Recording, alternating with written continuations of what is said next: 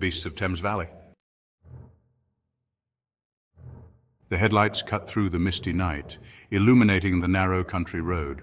Simon, a delivery driver in his mid-40s, is humming softly to his radio when he sees it. Something's lying across the road ahead. Instinctively, he slows down, squinting to make out the shape. Simon, thinking aloud, "What the hell is that?" He pulls over, the hum of the engine slowly fading as he steps out into the crisp night air. Lying across the tarmac is a large animal, its greyish fur slicked with dew and dirt. For a moment, Simon's breath catches in his throat. It looks like a wolf, Simon, whispering to himself, confused. "Wolves? Here?"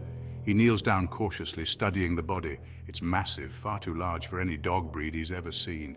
But as he looks closer, doubt creeps in. Maybe it's a dog, a northern Inuit like his friend owns.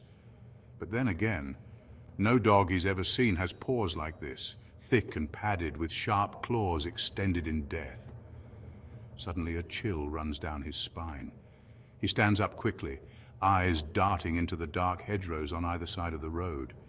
He can't shake the feeling that something is watching him from the shadows, something far bigger and more dangerous than he ever imagined. George, a 50-year-old avid hiker, trudges along the winding trail through Lane End's dense woods. The air is thick with the smell of damp earth, the towering trees forming a natural canopy overhead. He pauses at the Canadian Memorial, wiping sweat from his brow. Just as he's about to take a sip of water, the silence is shattered by a deep, guttural growl. George, freezing in place. "What in the—" The growl rumbles through the trees, low and menacing. George's heart races as his eyes scan the woods, but he sees nothing. The sound echoes again, closer this time, coming from the thick underbrush just off the trail. He fumbles for his phone, hands shaking, trying to get a picture of whatever creature is lurking nearby. He knows that sound. It's too deep, too predatory to be a deer or any local wildlife. It sounds like a big cat, something straight out of the jungles. But that's impossible, isn't it?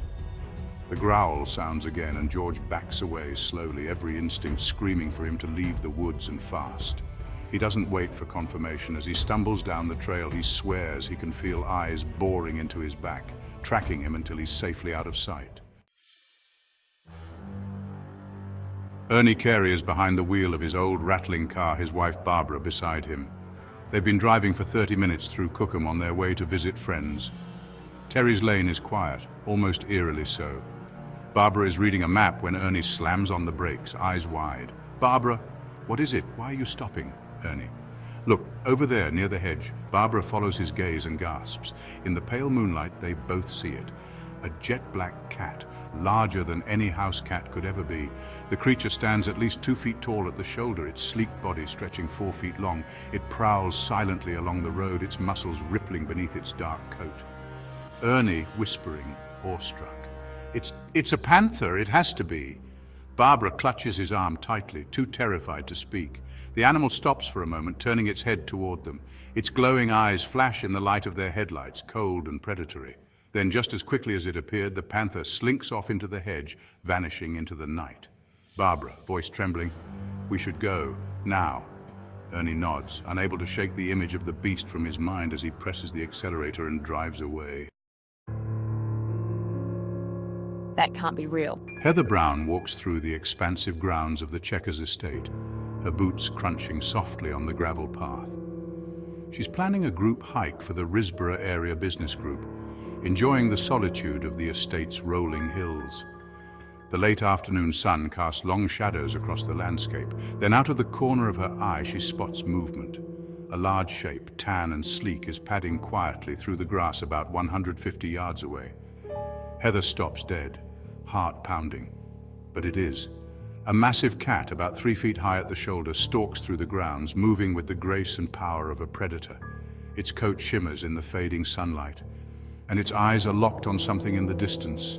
Heather stands frozen, too stunned to even reach for her phone. The animal moves like a shadow, disappearing into the undergrowth as if it was never there. Heather shakes her head, wondering if anyone will ever believe her. This can't be real. Natalie Godleman, a longtime skeptic of big cat sightings, has always laughed off the stories. That changes the moment she spots the creature in Keep Hill Woods. She's out for an afternoon walk, enjoying the peace, when she sees something moving through the trees. At first, she thinks it's a deer, but as she gets closer, her heart skips a beat. The animal is no deer. It's a large cat, tan-colored, its sleek body moving silently among the trees. The cat, a Puma by her best guess, pauses for a moment, turning its head in her direction. Natalie's breath catches in her throat. Its eyes are sharp, focused, as if it's sizing her up. And then, just like that, it turns and disappears into the woods. For the rest of her walk, Natalie keeps glancing over her shoulder. The image of the Puma burned into her mind. A lone golfer is finishing up a round at Beaconsfield golf course, the evening sun casting long shadows over the greens. As he bends down to pick up his ball, he hears a rustle behind him. Turning, he sees something that makes his blood run cold. A massive black cat, at least 2 feet tall, is stalking along the edge of the course. Its fur is pitch black, blending perfectly into the lengthening shadows. The creature's muscular frame ripples as it moves, its large paws barely making a sound. The golfer can't believe his eyes. He reaches for his phone, fumbling with it, but by the time he's ready to take a picture, the leopard has melted back into the darkness. And these sightings, spanning decades, weave a chilling tale of creatures that shouldn't exist in the English countryside. While skeptics may dismiss them as misidentified dogs or deer, those who've had encounters know better.